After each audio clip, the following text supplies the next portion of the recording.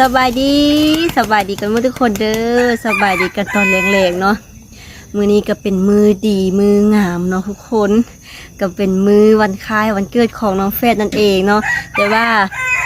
คล้ายวันเกิดของน้องแฟดแท้ๆเนี่ยเป็นมือวันที่8เนาะวันที่8 เดือน 11มื้อนี้ก็เป็นวันที่7 เดือน 11นั่นเองน้องวอมน้องยูกะเป็นวันเกิดที่ครบรอบ19 ปีเต็มนั่นเองเนาะเข้าใจทุกคนเด้อคลิปนี้ก็บ่มีหยังหลายเนาะคลิปนี้ก็มีแต่ว่า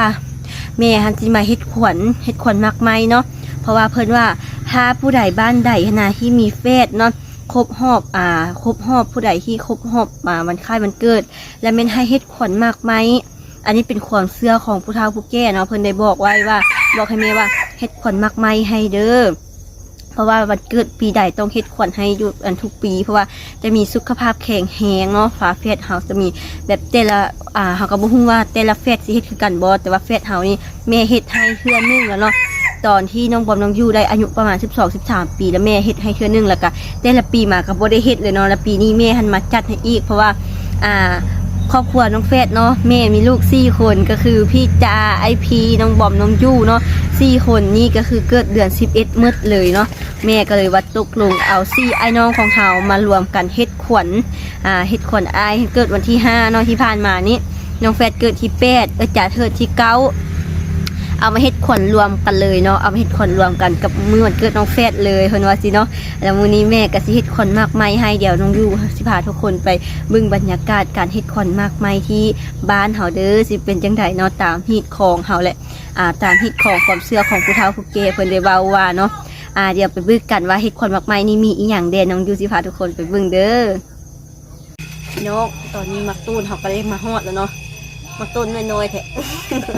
บริน้อยจะแทกใส่กับน้ำเนี่ยเอาครึ่งนึงพอแล้วมักโต้นี่เนาะคือเราจะเอาผลไม้เนาะเฮ็ดขวัญบอกเลยค่ะไม่อย่างเฮ็ดอย่างอะไรใครเอ้ยจ้อยเกินตาลสถานหัวใจจักว่าอยู่สิเด้อมาแห้งเนาะ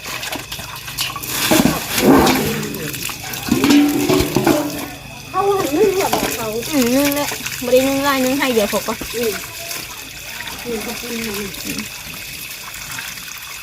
ซื้อข้าวปุ้นวันนี้เราก็จะมีอาหารอะไรเราติดตามชมนะคะมีใครมาร่วมงานน้องแขกด้วยก็รอติดตามชมเด้อปีหนึ่งมีครั้งหนึ่งจริงๆก็เป็นมื้ออื่นเนาะมันครบรอบวันเกิดแต่ว่าอันมื้ออื่นเขาจะได้กลับเวียงแล้วกับแม่ก็เลยเฮ็ดวันเกิดให้เลยเพราะว่าครบรอบ19 ปีอ้ายก็ครบรอบจะปีว่าอ้าย24หรือ25นี่แหละเนาะ24 25เลย17เลยก็เดือน11เนาะวันที่29คือกันอ้ายวันที่25น้องวันที่ที่8อ้ายวันที่5อ้ายวันที่5น้องวันที่8แล้ววันที่29เดือนเดียวกันเลยแล้วก็เป็นสันแล้วคือว่าฟักอย่างนั้นแล้วเป็นนี่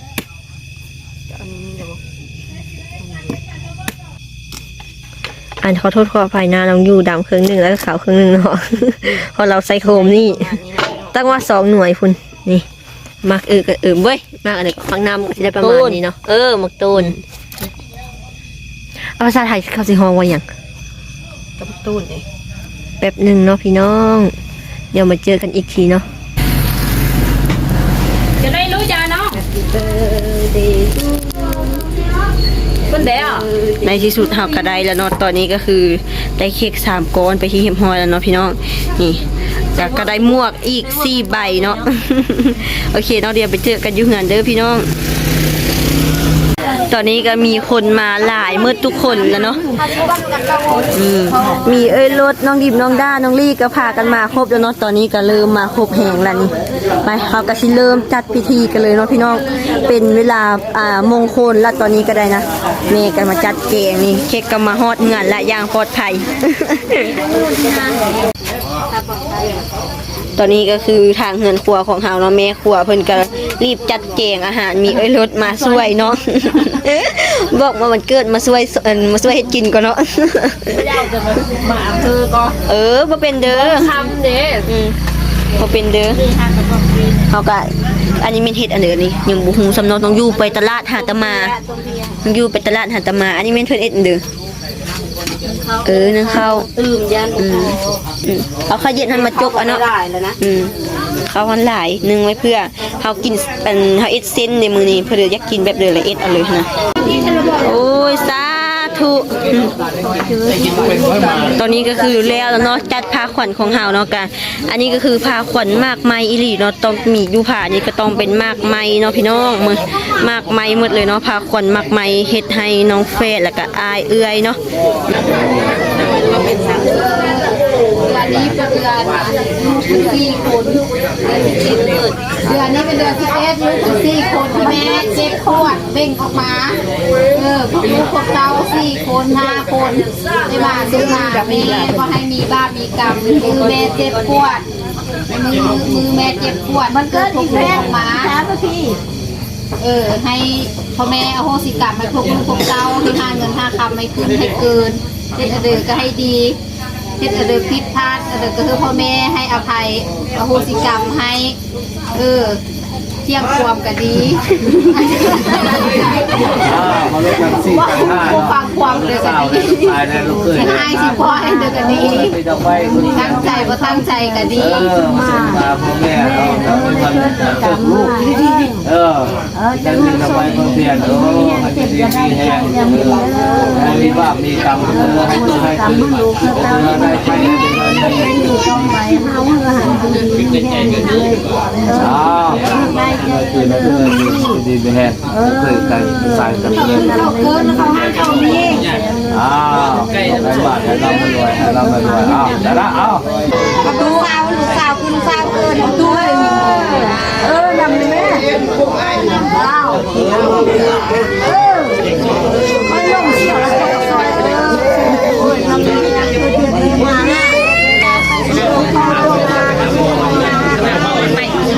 อันนี้เพิ่นก็มาแข่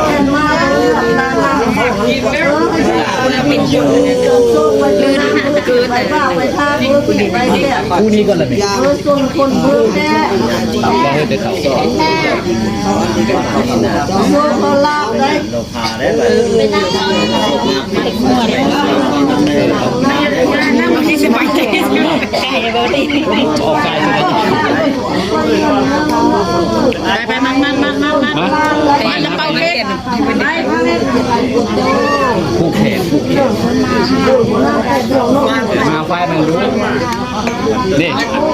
บอลที่ทำแตก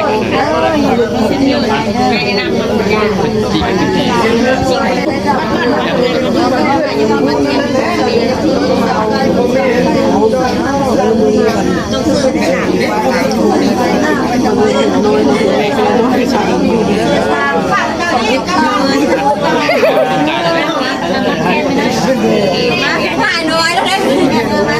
มันแก่ค่อยเป็นตัวเป็นตัวมาโอ้ที่เอาผู้เดือดเกิดผู้เดือดอะไรคนนี้วะเมื่อสักคนละวะเมื่อคนเดียวได้กระซ่ากระซ่ายัง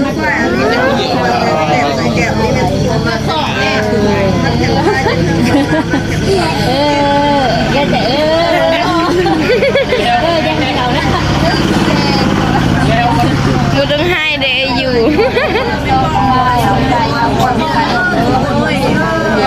ทำมาดิเลือกเอาไอ้นี่เลือกเล่นใจเลยสู้มาโอ้ยสุดยอดขนาดเลยตรงดังกับเบานี่เอาไว้ก่อนโอ้โหเลยโอ้โหเนี่ยว่าวันนี้เฮ็ดแต่เด็กยังเดียว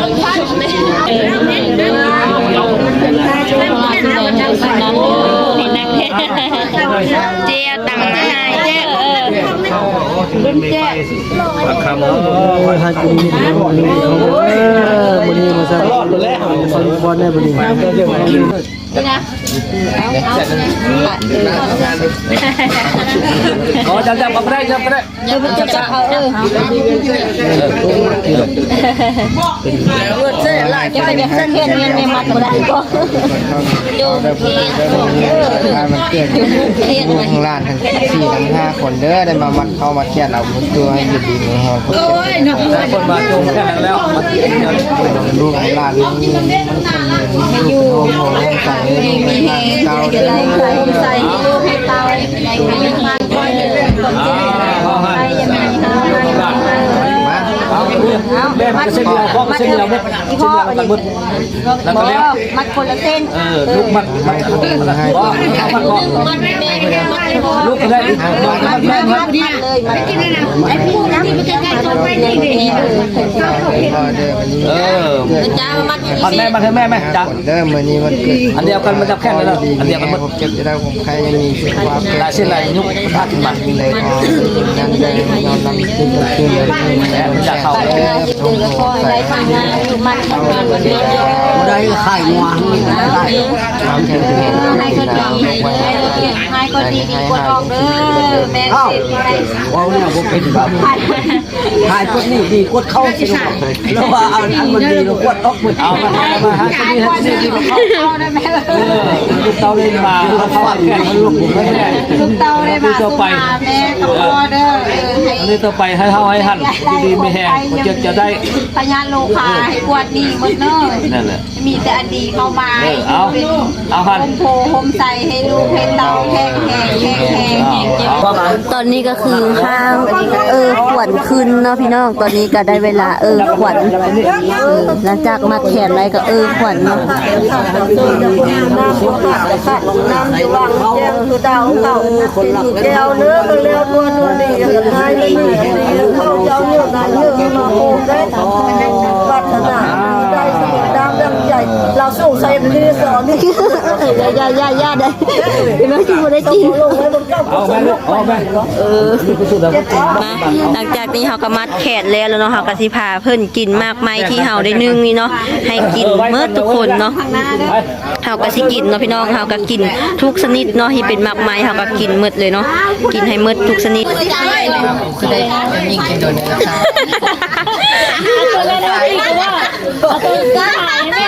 เอาตลอดกันได้เอา พ่อ เอาตัวนี้คือกันคนยอมได้ยังยอมอะไรก่อน เอาไปแล้ว จะได้จะวิ่งตัวใส่เลยยืนผู้ใหญ่ทำไมนะเทียนก้อนเอากาแฟมาละพี่น้องไหม เชื่อการเขียน เอากาแฟมาไหมนะซัวมีเบอร์กูไปซื้อ ก็พอจะปีนี้นะจ๊ะ สักเจ็ด ผู้ยักษ์สิว่าบ่สู้สิลุงแท้ๆตัวนี้ไปรุ่นเนาะ ไปก็แม่ตายไทยเลยไปรุ่นก็ใจฮอนเลยใจเดียวก้อนกล้องตัวนี้ใจเดียวจะเค้กก็ได้แหละ ได้คนอย่างใจ 1 2 3 1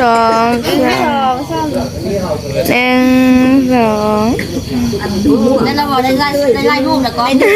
ในนึงตามได้แล้วก็ ชื่อจับคู่มาจับคู่ ยากแหละมาปัญญาเอามีคู่อ่ะลูกบอกมันมีคู่แบบต่อคู่ดูที่ต้นบ้านอยู่เลยเบอร์ได้เบอร์อันคือท่ากิบหรือเปล่า ได้ละ ไม่ใช่เบอร์ละนะเบอร์ละเบอร์เดียว ได้5 บาท เอาคัดคนไม่มีคู่มันจะได้กิบเลยเอาดังเทียนเลยยังไม่กินเป็นคู่ก่อนสิ มึงนะเพื่อยากอันยักเกินเดือนเดียวมีแต่ข้อเคล็ดลับในแม่เด้อเลดยากบ้านเจ้าโลกติดอันเดียวสนุก ได้เทียนแล้วถ่ายรูปอีกแม่วันนี้นะมาถ่ายรูปอีกจังแล้วจังโม่ ไม่ใช่พ่อแดงเกิดผอมโถอีรถมันก็เป็นน้องจังนี่แต่อีลำพูนนะแดงเขาจะ จะมีคู่แล้วไปเกิดพร้อมกัน พร้อมด้วยลูกตุนยืน คุณเริ่มมอดไปวันนี้ปิดไฟปิดไฟได้เลยคุณเดินเป็นคนคุมไฟทางพูดได้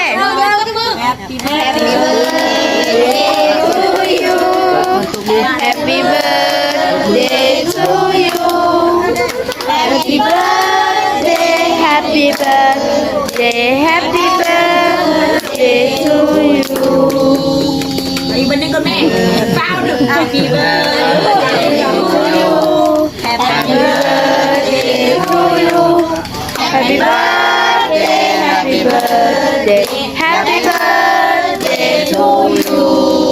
เอาสุนี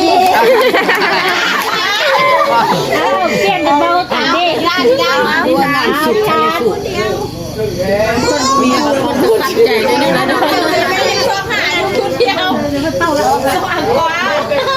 ดีบ่มีเอาซ้อมคนมามาสิไปหน้าเป้าเลยนะจะเป้าอีกต้องไปเด็กไม่หน้าเป้าเนี่ย สองคนนั้นอันที่ถาดดึกซะแต่ อันเดียวพอแล้วบอกได้ อันนี้ยากนี่นะ เดียวหมดเลย3,000คอย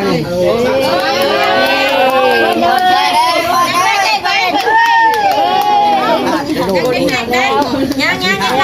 ใส่เป้า อ้าวไม่มา มาอยู่กับบอมยำเป้าลงมาเห็นใส่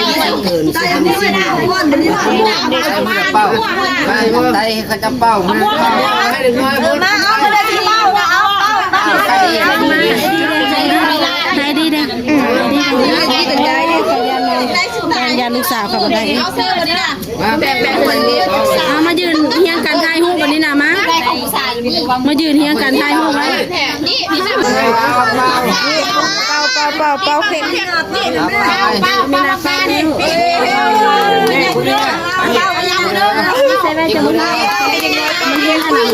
จำบ้านจำกันได้เอามีกูเนาะยังเพ่แม่ยานบักพีไอมากินวัน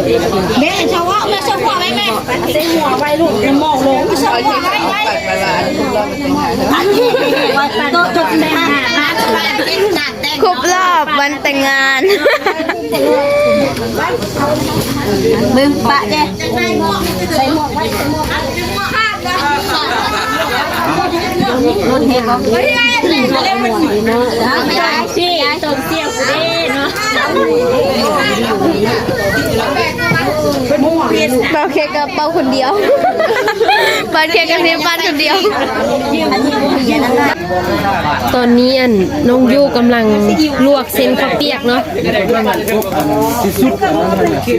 เมนูลักตี้มื้อนี้ข้าวเปียกอันนี้ก็เมนูลักแล้วก็มีหลายไม่มีไม่ลักน่ะมันแบบเป็นเล็กน้อยน่ะบางคนมักเด็กแล้วก็มีลาบแน่แล้วก็อบแน่ขับปุ้นก็มีแล้วแต่ผู้อยากมักแต่กินอันเดิมก็ได้ อันนี้ลวกบาดเดียวเลยว่ะบ่เลือกเดือนแม่นั่นแหละแล้วที่อันน้ำปูน้ำเอาสามเขาเด้ปลงน่าเจออีกไรวะเม็ดเกิดก่อนน้ำซอสน้ำเซนนั่นเด็กอยู่ในตู้ฟังปลงน่าเจออีกไรวะรสเซนนี่ด้วยนะนี่ชิ้นลวกเองนี่น้องอันเอาใส่นี่คุณลวกก็ลวกเนาะลวกแล้วก็จัดเป็นถ้วยไว้เดี๋ยวนี้เลยวันนี้เอาหม้อน้ำนั่นเลยแม่มาตักใส่ไม่น้อยนะเหยียบบอกน้ำมันเอาตักเลยว่าอันนี้มันจะติดกันก่อนเอาตักน้ำใส่แล้วมันจะติดอะไรหวยจับหวนพ่อพูดนี่นะพ่อก็จะแม่ว่าเฮ็ดแบบงานสามัคคีไอ้หน้าเอาไหมลวกพักแค่ทีเดียวยูไม่ได้เอาพักใส่ตรงนี้คือคืนขนาดเนาะ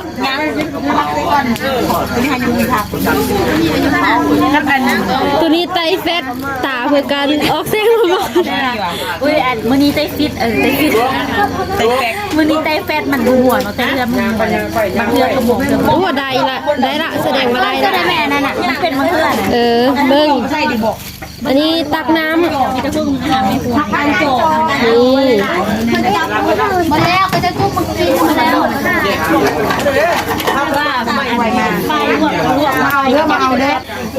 นี่เนาะพี่น้องบรรยากาศหลังจากเฮ็ดพิธีวันเกิดแล้วเนาะนี่ของกินอาหารของเขามื้อนี้ก็จะมีข้าวเปียกแล้วก็อบแล้วก็ลาบเนาะข้าวเปียกของเขามื้อนี้ได้ขายดีขนาดเนาะนี่แซ่บว่าข้าวเปียกแซ่บว่าเด็กๆนี่ตอนนี้น้องยู่กำลังลวกข้าวเปียกอยู่เนาะเพราะว่าข้าวเปียกกันบ่พอแล้วคนจะขายดีโพดเป็นแบบมือไปมันกินเฮ็ดแล้วบ่มื้ออื่นก็เฮ็ดอีกวันเกิดอันมันเกิดเฮาอีกก็มื้ออื่นน่ะไอ้นาคมื้ออื่นมันเกิดเฮาก็อีกก็หั่นน่ะมื้ออื่นมันเกิดเฮาอีกก็หั่นน่ะฮะมื้ออื่นมันเกิดยากล่ะแซ่บบ่ มื้อนี้ได้ขายดีขนาดเนาะอันข้าวเปียกนี่เนาะได้ขายดีขายดีขนาดเลยทุกคนใครก็เอาแต่ข้าวเปียกเนาะ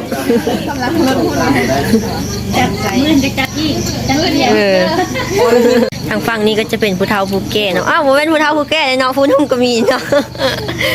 ทางนี้ก็จะกินเป็นอันของกินเนาะรอแป๊บนึงเด้อยังลาบเด้อยังลาบกำลังมาแป๊บนึงเอาปลาลมบ่มากินบ่มาฟังพี่วะเอาทางพี่ก็ได้ขายยิบขายดีขนาดเนาะข้าวเปียกของเฮามื้อนี้นี่แปะหมู่เลยเด้องานมันเกิดงานนี้ต้องปิดข้าวเปียกให้กินก็ได้ขายยิบขายดีแฮงเลยนะแต่ว่าน้ำซุปมันตรงหัวเลยพี่น้องเลยกระดูกหมูงัวข้าวเปียกข้าวเปียกตั้งงานซื่อเนาะแต่ว่าน้ำซุปนี่น้ำซุปงัวคนนั้นตอนนี้ก็ที่พากันเริ่มเมื่อแล้วเนาะเพราะว่ามันกระดึกแล้วพี่น้องกินอิ่มเมื่อทุกคนแล้ววะน่ะไอ้หน้ากินอิ่มแล้ววะไอ้หน้ากินอิ่มแล้ววะอิ่มละกินให้อิ่มเมื่อทุกคนเด้อเข้าใจได้เม็ดซี่กินตอนนี้กำลังวุ่นวายทุกคนกำลังพากันกลับตูนแม่ใส่ไหมล่าสุดการ์ตูนไปตัวหนึ่งเลยเบิ่งคนกับการ์ตูนเนาะคนกับการ์ตูนทุกคนเอ้ยเอาหมวยค่ะหมวยน้อยกว่านี้ก็บ่ได้น้อยกว่านี้อ่ะแต่ว่าหัก